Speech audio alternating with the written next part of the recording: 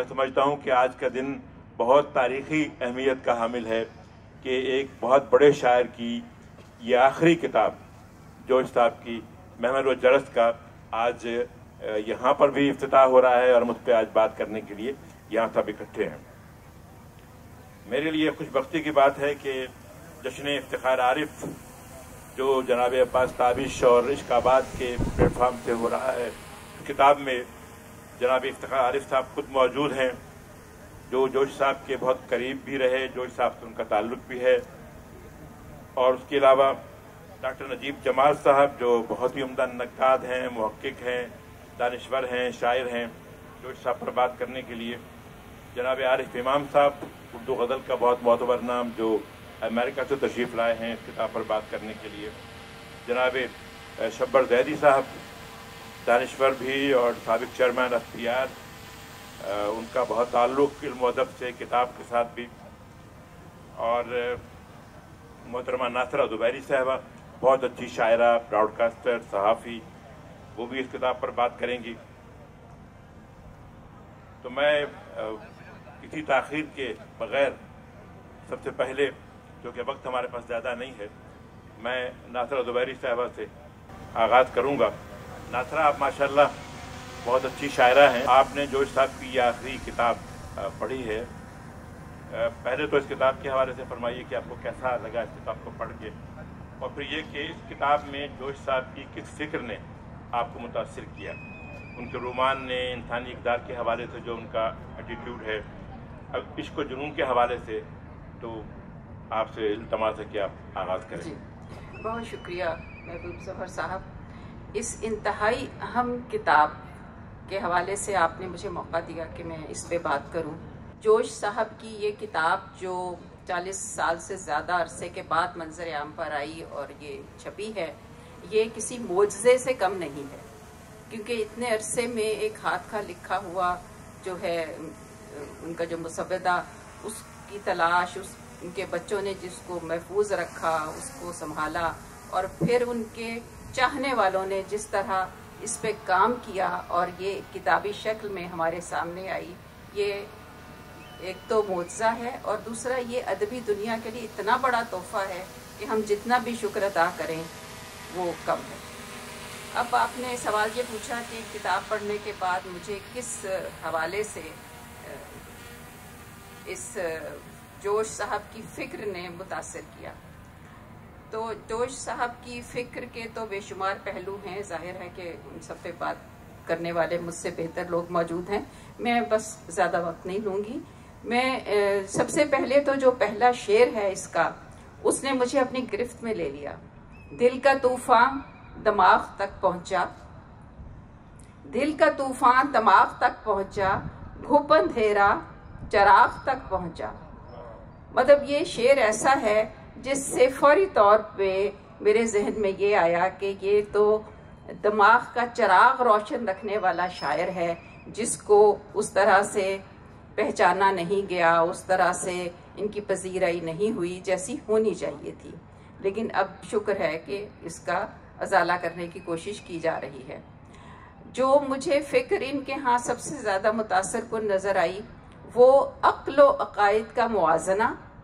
और उसके साथ साथ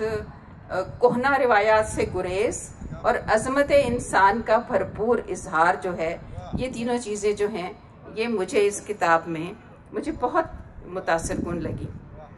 कैसे कोई अजीज़ रिवायात छोड़ दे, कुछ खेल है कि कोहना हिकायात छोड़ दे, अफसोस ये वो हल्का दामे ख्याल है जिससे बड़े बड़ों का निकलना मुहाल है। जो है हल्का दामे ख्याल, उसमें जिसको बड़े बड़ों का वाकई निकलना मुहाल है, उससे जोश साहब तो शुरू में ही निकल गए, और वो बहुत ही वाज़े अल्फाज में वो क्लियर थे अपने अकायद में, अपने फ़लसफ़े में, अपनी फ़िक्र में। तो किसी किस्म की उनमें वो नहीं थी जिसको हम एम्बिगिटी कहते हैं, जिसको हम कहते हैं कि जिसमें कोई क्लैरिटी ना हो, जिसमें कोई वजाहत ना हो। वो अपने उसमें बहुत क्लियर थे। तो अकायद के जमूद से बेजारी ज़ाहिर है उनकी हाँ जगह जगह नज़र आती है। और उसके साथ साथ जो चीज़ वो है دیکھیں شاعری میں اور باقی بھی جب ہم بات کرتے ہیں تو انسان بہت ہی کمزور ہے، اور انسان کئی حوالوں سے کمزور ہے، لیکن اس کے ساتھ ساتھ انسان ہی ہے جو کائنات کے مسائل کو سوچتا ہے اور ان کو حل کرنے کی کوشش کرتا ہے۔ تو عظمت انسان پہ جو وہ بات کرتے ہیں وہ اس میں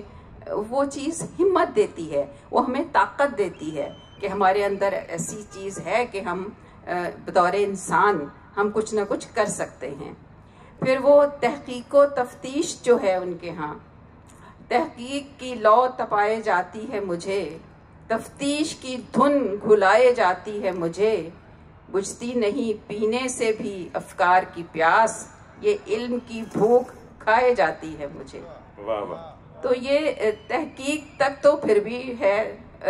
لیکن وہ تفتیش تک چلے گئے ہیں۔ یہ جو علم کا تجسس ہے، جو اسرار کائنات اور مقصد وجود کی فکر و تلاش میں وہ رہے، اس میں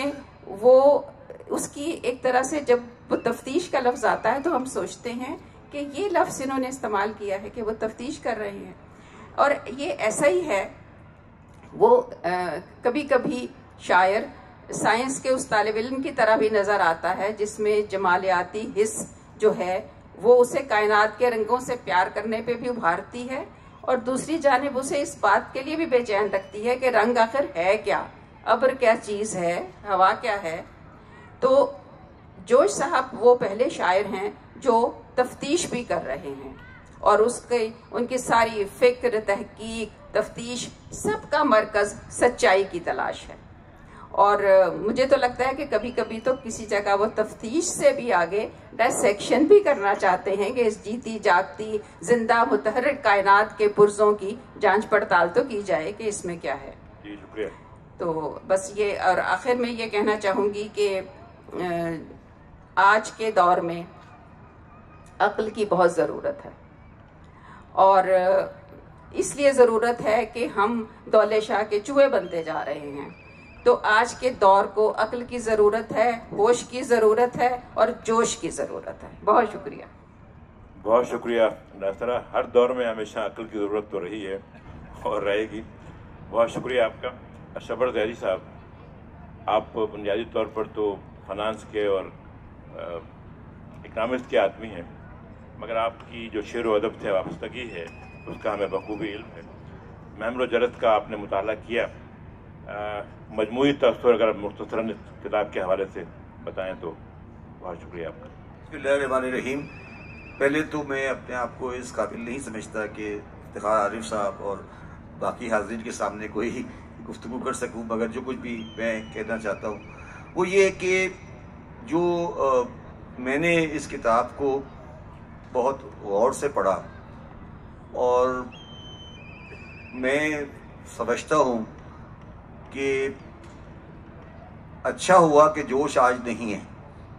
کیونکہ جو کچھ اس پہ کچھ چیزیں لکھی ہوئی ہیں،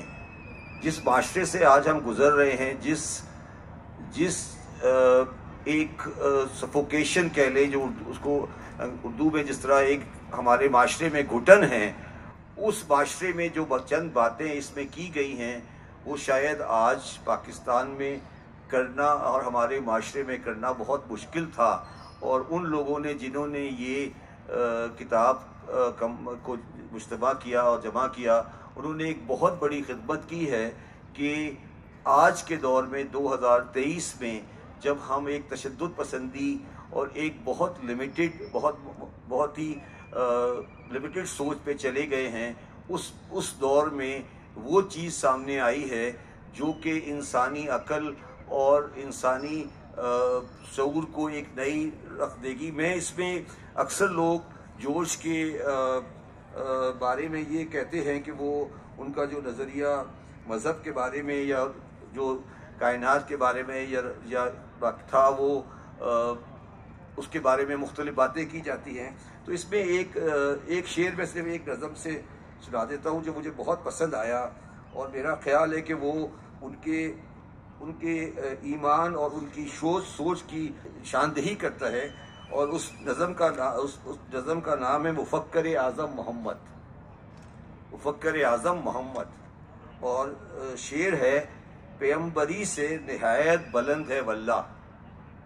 پیغمبری سے نہایت بلند ہے واللہ، مقام رفت فکر محمد عربی۔ تو یہ بات کہنے والا جو انسان ہے اس کو اس کے عقیدہ یا اس کی سوچ کو آپ کسی دائرے میں لمٹ نہیں کر سکتے، اور وہ جو کچھ وہ کہہ گئے ہیں وہ بہت میں نے پہلے کہا یہ جرأت آج بھی شاید کرتے ہوئے نہیں کوئی کر سکے کہ قرأت قرآن سے فرصت ہو تو عذراء کرم، قرأت قرآن سے فرصت ہو تو عذراء کرم، مصحف نصف بشر کی بھی تلاوت کیجیے، فرش پر تعمیر کرنا ہے اگر ایوان فکر، عرش سے انکار فرمانے کی بھی جرأت کیجیے۔ تو یہ جو میں یہ نہیں کہتا کہ مطلب میرا یہ کہنا ہے کہ جو جس طرح ناصرہ نے بات کی کہ جوش وہ سب کچھ کہہ گئے ہیں جو جس کی ہمیں آج ضرورت ہے، اور ہمارے اندر وہ صلاحیت نہیں ہے کہ ہم وہ باتیں کر سکیں۔ تو یہ جو کتاب آپ کے سامنے ہے یہ میرے حساب سے ایک کنٹریبیوشن ہے اس سینس میں کہ اس کتاب نے ہمیں وہ مواد لکھا ہوا فراہم کر دیا ہے جو ادروائز باقی ہمیں ایک شعر مجھے بڑا عجیب سا لگا، اور میں جو چیز سمجھتا ہوں کہ کوئی بھی انسان جو دنیا میں آتا ہے اگر اس کو اپنی قبر یاد نہیں ہے یا اس کا وہ اس چیز سے بہراور نہیں ہے تو اس کا مطلب ہے اس کی انسان کے اندر کوئی کمی ہے۔ اور ایک شعر مجھے بڑا اچھا لگا اس کتاب میں، بھیجا ہے جب بھی یار نے آغوش ناز میں، بھیجا ہے جب بھی یار نے آغوش ناز میں، طاری کیا گیا ہے لحد کے فشار کو۔ اب یہ شعر گہری رہنگی میں، کیونکہ میں نے 40 سال اپنی زندگی اکنامکس اور اکاؤنٹنگ میں ضائع کی ہے، تو مجھے میں قصیدہ افتخار عارف سے اس کو پورا سمجھنے کی کوشش کروں گا کہ یہ شعر کیا کہہ رہا ہے کہ بھیجا ہے جب بھی یار نے آغوش ناز میں، طاری کیا گیا ہے لحد کے فشار کو۔ تو یہ جو میرا اس بات پہ ختم کرتا ہوں کہ یہ ہمارے لیے ایک معجزے سے کم نہیں۔ ناصرہ نے کہا کہ یہ وہ چیز سامنے آ گئی ہے کہ جو ہمارے دلوں میں تھی، میں اپنے بارے میں کہتا ہوں جو میرے دل میں تھی، جو میں کہنا چاہتا تھا، مگر میں بالکل صاف الفاظ میں کہتا ہوں جو میں ڈر کے کہتا نہیں تھا، صاف بات کہہ رہا ہوں، میں ڈر کے نہیں کہتا تھا، میں ملاؤں سے ڈرتا تھا، میں لوگوں سے ڈرتا تھا کہ میں یہ بات کروں گا لوگ مجھے کافر کہہ دیں گے، مگر اب میرے پاس یہ سند ہے کہ میں نے نہیں کہا، یہ جوش نے کہا ہے۔ بالکل صحیح کہا آپ نے، اور آپ نے جو شعر سنایا اس کی تفسیر آپ کو بعد میں افتخار عارف صاحب ضرور سمجھائیں گے آپ کو۔ جوش صاحب کے دیکھیے مذہبی عقائد پہ بات کرنے کے لیے تو جوش صاحب کی جو ایک نظم ہے سورہ رحمان، جس کو جوش صاحب نے منظوم ترجمہ کیا ہے اس کا، ہم ایسے اہل ہنر کو ثبوت حق کے لیے اگر رسول نہ آتے تو صبح کافی تھی۔ تو جوش صاحب کے ان اقدار کے حوالے سے کیا بات کی جائے۔ جناب عارف امام صاحب، یہ بہت ہی عجیب ہے خواتین و حضرات کے ہمارے آج کے ایک بہت ہی اہم مہمان جناب اقبال حیدر صاحب جو کہ کینیڈا میں ہوتے ہیں، وہ آج بوجوہ تشریف نہیں لا سکے۔ بہت کام کیا انہوں نے جوش صاحب کے حوالے سے۔ 1975 میں ان کی جوش صاحب سے پہلی ملاقات ہوئی تھی، اس کے بعد سے وہ مسلسل، اگرچہ ان کا تعلق جوش صاحب کے خانوادے سے نہیں ہے، لیکن انہوں نے جوش صاحب پر باہر کی دنیا میں اور پاکستان میں اتنا کام کیا ہے کہ اگر میں آپ کو بتاؤں تو آپ کو حیرت ہوگی کہ ایک تو انہوں نے ڈاکومنٹری بنائی 1 گھنٹے اور 20 منٹ کی جوش صاحب پر لاکھوں ڈالر خرچ کر کے، اور وہ کمال ڈاکومنٹری ہے جو آج 5 سے 6 بجے یہاں پر اسی جگہ پر دکھائی جائے گی۔ میں آپ سے التماس کروں گا کہ اس کو آپ ضرور دیکھیے گا۔ پھر اقبال حیدر صاحب نے کراچی میں انجمن ترقی اردو کے دفتر کے سامنے ایک ایوان جوش بنایا ہے، بہت بڑا ایوان جوش، جس میں جوش صاحب پر ریسرچ کرنے کے لیے ایک وہاں پر بہت بڑی لائبریری ہے، وہاں پر مکالمہ ہوگا सेकुलर बुनियादों पर वहाँ पे लोग आएंगे, सीखेंगे। वहाँ पर एक बहुत बड़ी बिल्डिंग का इजरा उन्होंने किया और वो बहुत काम कर रहे हैं। आज इत्तेफाक से वो यहाँ पे नहीं आए और जनाब आरिफ इमाम यहाँ पे मौजूद हैं हमारे साथ। तो मैं एक तो उनसे इल्तमास करूँगा कि वो महमद जरस के हवाले से, इसकी एक तकरीब इनके शहर ह्यूस्टन में हुई थी, वो बताएं, और इकबाल हैदर साहब के हवाले से भी कुछ बात ज़रूर करें यहाँ पर।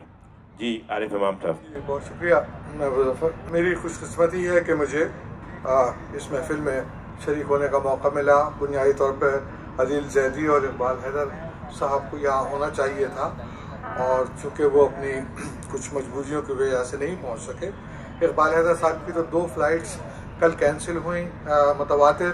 और वो एयरपोर्ट के बैक एंड फोर्थ चक्कर लगाते रहे, और वो फिर रात को अदील ने मुझे कॉल किया कि आप शरीक हो जाइएगा। तो मैं एक बहुत बुनियादी, बहुत मुख्तसर से गुफ्तगू करूँगा इन 2 हज़रात और इस किताब के हवाले से। कि देखें, जोश साहब एक शेर मुझे इस वक्त दिलावर फिगार का याद आ रहा है, जो उन्होंने कहा तो गालिब के हवाले से था कि पहुँच गया है वो इस मंजिल तफक्कुर पर, पहुँच गया है वो इस मंजिल तफक्कुर पर, जहाँ दिमाग भी दिल की तरह धड़कता है। तो जब आप किताब को पढ़ेंगे तो वो दिल आपको धड़कता हुआ इस किताब में भी नज़र आएगा। और मेरी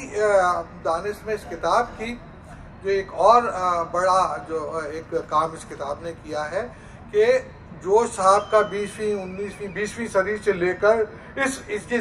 2023 तक का जो सफ़र है, वो रिसर्च स्कॉलर्स के लिए और अदब से शगफ रखने वालों के लिए वो सामने कि वहाँ से शुरू हुए थे और यहाँ तक ये सफ़र है, और उसके बाद की जो मंजिल है वो जो उनकी तवील नज़्म है वो भी आएगी, तो वो मुकम्मल सफ़र हो जाएगा। इसमें जो एक और बात हमारे सामने आती है, जो इस किताब की जो पजीर आई, जो ह्यूस्टन से शुरू होकर इस्लामाबाद और इस्लामाबाद से कराची और कराची से लाहौर जो सफ़र कर रही है, वो हमें शेर की क़ुव्वत पर ईमान लाने पर मजबूर करती है कि एक ऐसा शायर जिसके अफकार व नज़रियात व शायरी और तमाम उसके काम को रियासती सतह पर दफन करने की कोशिश की जाती रही, वो अपने पूरे कद के साथ खड़ा नजर आता है आपको। तो ये एक बहुत अहम काम अदील ज़ैदी और हमारे दोस्त इकबाल हैदर ने किया कि वो जोश को हमारे जो दूसरे डॉक्टर हिलाल नकवी हैं, भाई इफ्तिखार हैं, और दूसरे डॉक्टर नजीब साहब हैं, और दूसरे दानिश्वर जो साहब के हवाले से गुफ्तगू करते रहे, उन्होंने हमारी नस्ल तक जोश पहुंचाया और बखूबी पहुंचाया। लेकिन ये जो काम हुआ है, ख़ास तौर से ऐवान जोश वाला, ये उन नस्लों तक जोश का पैगाम पहुंचाने का बंदोबस्त किया है जिन तक जोश साहब खुद अपना पैगाम पहुंचाना चाहते थे। तो ये एक बहुत बड़ा कारनामा और ये बहुत एक बड़ी मंजिल सर की गई है ऐवान जोश के क़याम और इस किताब की इशाअत से। मैं इन दोनों हजरात को मुबारकबाद किया, मैं उनको सलाम पेश करता हूँ। बहुत शुक्रिया। बहुत शुक्रिया, बहुत शुक्रिया जनाब डॉक्टर नजीब जमाल साहब। डॉक्टर साहब, आप नक्काद हैं, माशाल्लाह मुहक्किक हैं, दानिश्वर हैं, बहुत गहरी नज़र है आपकी मासिर इल्मी और अदबी मंजरनामे पर भी, क्लासिकी अदब पर भी। 41 बरस गुजर गए, उसके बाद जोश साहब की ये किताब आई है। आपने जोश साहब की इस किताब में नसर भी पढ़ी, उनकी नज़में भी पढ़ी। कुछ अवलन तो महमद जरस के हवाले से की वजह से उसमें सियासी हालात भी शामिल हैं और कुछ और भी हैं हालात। हमारे बाज़ बहुत अहम शुअरा को नज़रअंदाज किया गया, उनको उस तरह से पजीराई नहीं हुई जैसे होनी चाहिए थी। उनमें जोश साहब भी शामिल हैं, इस हवाले से भी कुछ फरमाइए। देखिए, ये जो महमिल जरस अभी हाल ही में शाया हुआ, आपने अभी बताया, और अगर जोश साहब ने जब इसको मुरतब किया है उसके बाद से अब तक अगर हम दौरानिया देखें तो वो 50 साल से भी ज़्यादा का दौरानिया है। किताब का जो दिबाचा है वो जोश साहब के बारे में, उनके माजी के बारे में, उनके उस वक्त के जो तासुरात हैं उनके बारे में एक बहुत ही खूबसूरत एक तहरीर है, दिबाचा इसका। पहले तो मैं, अगर आप कभी इसको देखेंगे तो आप देखेंगे कि इस दिबाचे के आखिर में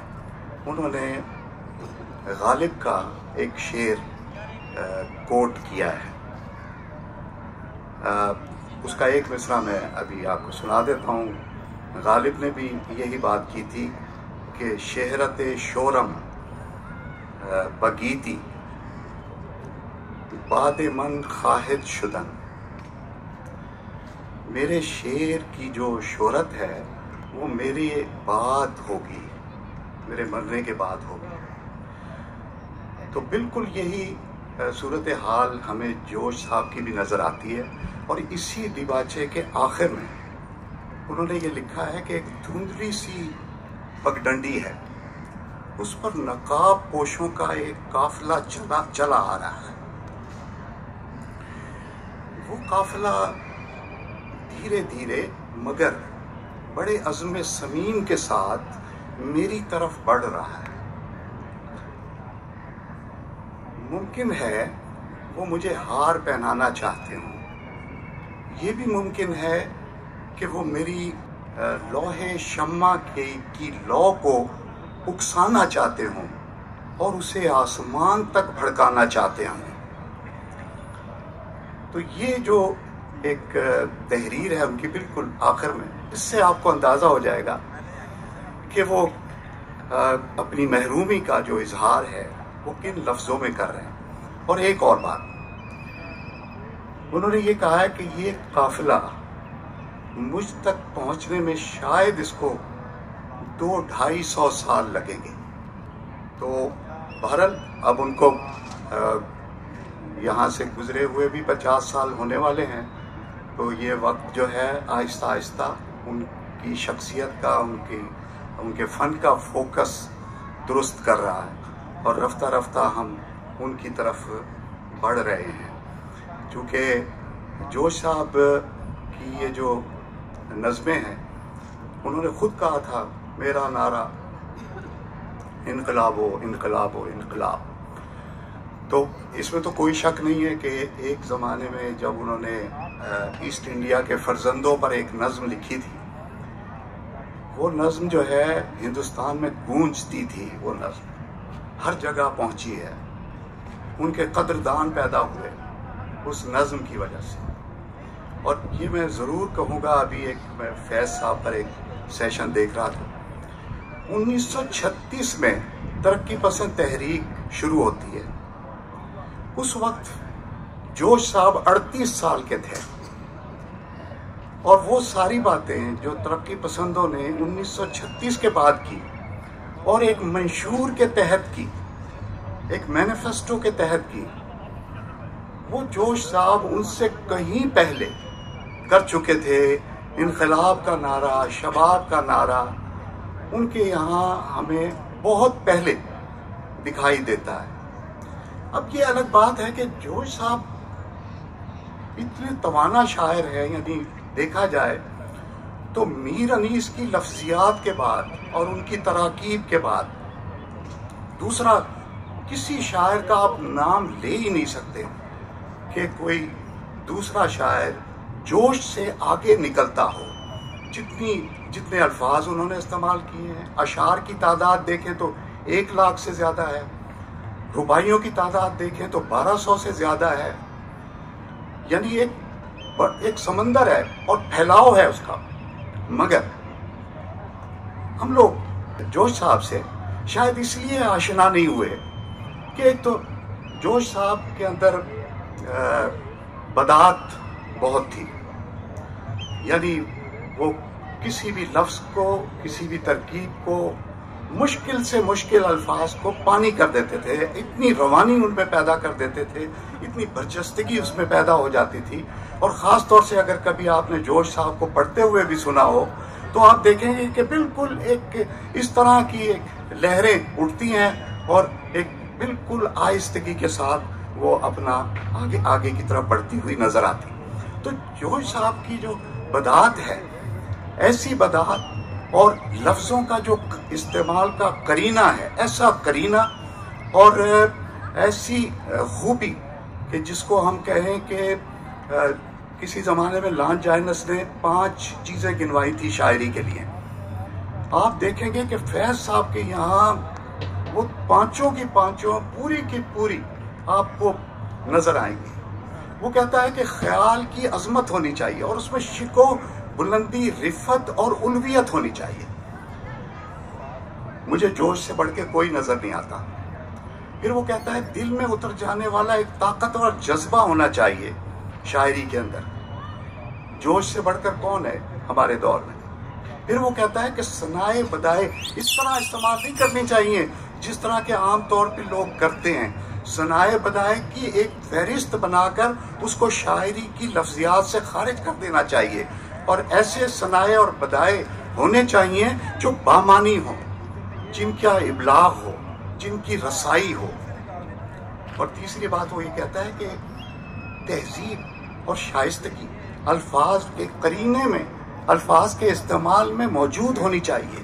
اور پانچویں چیز وہ کہتا ہے کہ ایسی الفاظ کی روانی ہو کہ الفاظ جو ہیں وہ خود بخود الویت کو اور بلندی اور عرفیت کو پیدا کرتے چلے جائیں۔ تو آپ دیکھیے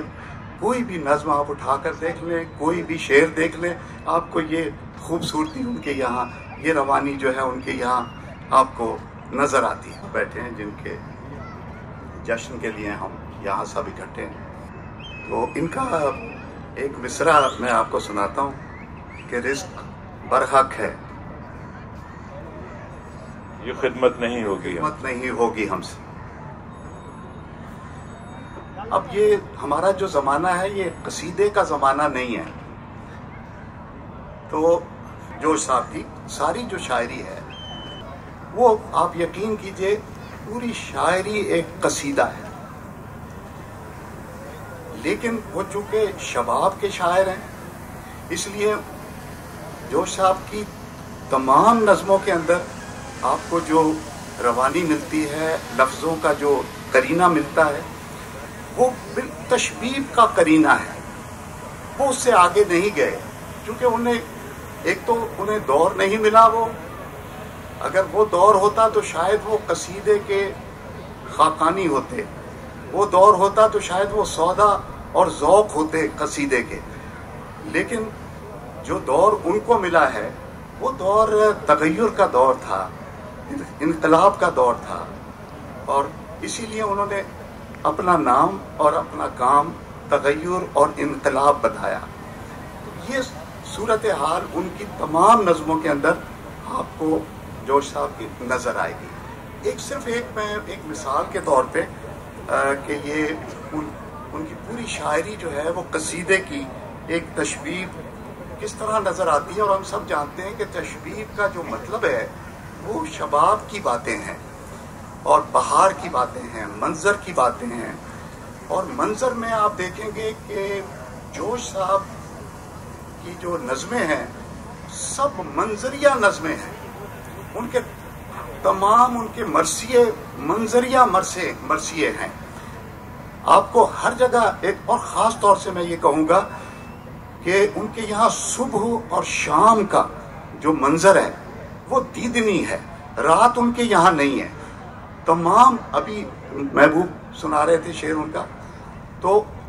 صبح کا منظر جو ہے وہ ان کے یہاں آپ کو نظر آئے گا، بہار کی تمام لوازمات تلازمات آپ کو جوش صاحب کی یہاں آپ کو نظر آئیں گے۔ تو میں صرف چھوٹی سی ایک بات کر کے پھر دوسری بات کرتا ہوں کہ آپ دیکھیں گے یہ سارے موضوعات اس نظم کے اندر، یہ پہلی نظم ہے اس میں محمل الجرس میں، اور اس میں اس کے کوئی 10 حصے ہیں۔ میں پہلے حصے میں سے 4-5 شعر آپ کو سناتا ہوں تاکہ میری بات جو ہے وہ آپ تک پہنچے۔ مد بھرے انقلاب کی آمد، ہائے اس پر شباب کی آمد، میں کا جس طرح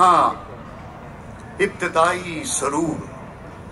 میں کا جس طرح ابتدائی سرور، جیسے پچھلے پہر ہمکتا نور، اور صبح کاذب بنازے گل بدنا، اور صبح صادق کی سمت جیسے رواں، اور بسط آہستگی و ہمواری، جو مڑے خواب سوئے بیداری، اور کوئی نازک خیال جاں افروز جیسے موضوع نہیں ہوا ہو ہنوز، کوئی نازک خیال جاں افروز جیسے موضوع نہیں ہوا ہو ہنوز، اور تیرتی گاہ ڈوبتی آواز، تیرتی گاہ ڈوبتی آواز، اور نطق کے مل رہے ہیں گویا ساز، یوں صدا کا نئے گلے میں گھماؤ، یوں صدا کا نئے گلے میں گھماؤ، جیسے موجوں پہ ڈولتی ہو ناؤ، اور پتیوں موجے، دیکھیے اس میں لفظ کیسے آیا ہے، موجے خوش لہجگی میں لے ایسی، جیسے ریشم تراشتی قینچی، اور ہر نفس یوں پھبک رہا ہے بدن، اور پو پھٹے جس طرح سرے گلشن، اور رخ پہ یوں موجے رنگ سلسلہ وار، جیسے پنگھٹ پہ صبح کے آثار، واہ واہ واہ، چہرہ یوں تازہ عمر سے روشن، جیسے کاشی میں پھوٹتی ہو کرن، یوں صباحت کی رخ پہ ہے تنویر، جیسے بالائی کی پرت سرے شیر، واہ، رنگ مکھڑے کا یوں اچھلتا ہے جیسے چولہے کا دودھ ابلتا ہے، رنگ مکھڑے کا یوں اچھلتا ہے جیسے چولہے پہ دودھ ابلتا ہے، یوں بہک کر قدم اٹھاتی ہے، آنچ جس طرح تھر تھراتی ہے۔ تو یہ بہت لمبی طویل نظم ہے۔ دوسرا پھر سوال میں آپ سے اس کے بعد انشاءاللہ کروں گا۔ آپ نے یہ فرمایا کہ جوش صاحب کے کس کتاب میں غالب کے اشعار بھی ہیں اور حافظ کے بہت شعر ہیں اس کتاب میں، اور پہلا مصرع آپ نے ابھی پڑھا بھی کہ شہرت شورم بگیتی باد من خواہد شدن، اس کا دوسرا مصرع ہے کہ ای میں از کہتے خریداری کوہن خواہد شدن، یعنی میرے کلام کی جو شہرت ہے، جیسا آپ نے کہا کہ وہ قدرت کو یا آفاق کو میرے بعد ہی منظور ہے،